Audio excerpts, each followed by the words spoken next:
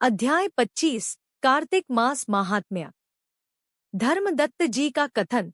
24वीं कथा का आगे वर्णन सुनिए। धर्मदत्त बोले, हे कल्हा, तीर्थ में दान, व्रत और अन्य सत्कर्मों से मनुष्य के पाप नष्ट हो जाते हैं, परंतु तू तो प्रेत्योनि में है, अतः इन कर्मों की अधिकारी नहीं है। इसलिए मैंने जन्म से लेकर अब तक जो कार्तिक व्रत किया है, उसके पुण्य का आधा भाग तुझे अर्पित करता हूँ, उसी से तू सद्गति प्राप्त कर। इतना कहकर धर्मदत्त ने उसे द्वादशाक्षर मंत्र का श्रवण कराया और तुलसीदल मिश्रित जल से अभिषेक किया। अभिषेक होते ही वह प्रेत्योनि से मुक्त होकर प्रज्वलित अग्निशिखा के समान तेजस्विनी, दिव्यांगना और लक्ष्मी समान रूपवती देवी बन गई।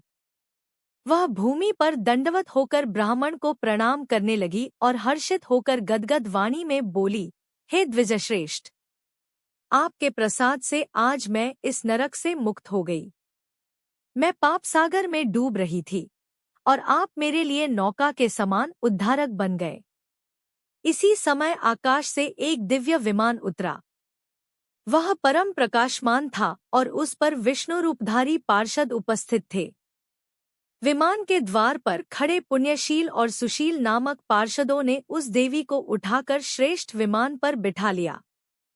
यह देखकर धर्मदत्त आश्चर्यचकित हो गए और विष्णु पार्षदों को साष्टांग प्रणाम किया। पुण्यशील और सुशील ने ब्राह्मण को उठाकर कहा, हे द्विजश्रेष्ठ, साधुवाद है। तुम सदैव भगवान विष्णु के भजन में तत्पर रहते हो, दीनों पर दया करते हो और भगवान के व्रतों का पालन करते हो। तुमने बचपन से अब तक जो कार्तिक व्रत किए हैं, उनके आधे भाग का दान देने से तुम्हें दूना पुण्य प्राप्त हुआ है। तुम्हारे सैकड़ों जन्मों के पाप नष्ट हो गए हैं। यह स्त्री अब वैकुंठ धाम को जा रही है और तुम भी इस जन्म के अंत में अपनी दोनों पत्नियों सहित भगवान विष्णु के लोक में पहुंचकर मुक्ति प्राप्त करोगे।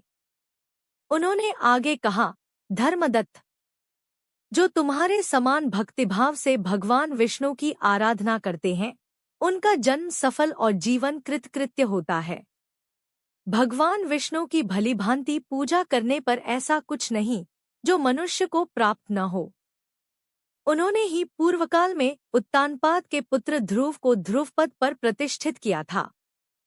उनके नाम के स्मरण मात्र से जीव सद्गति को प्राप्त होता है। ग्राहग्रस्त गजराज भी उनके नाम स्मरण से मुक्त हुआ था।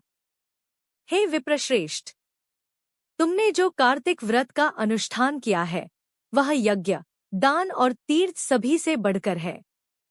तुम सचमुच धन्य हो, क्योंकि तुम्हारे व्रत के आधे फल से ही यह स्त्री हमारे साथ भगवान के धाम को जा रही है।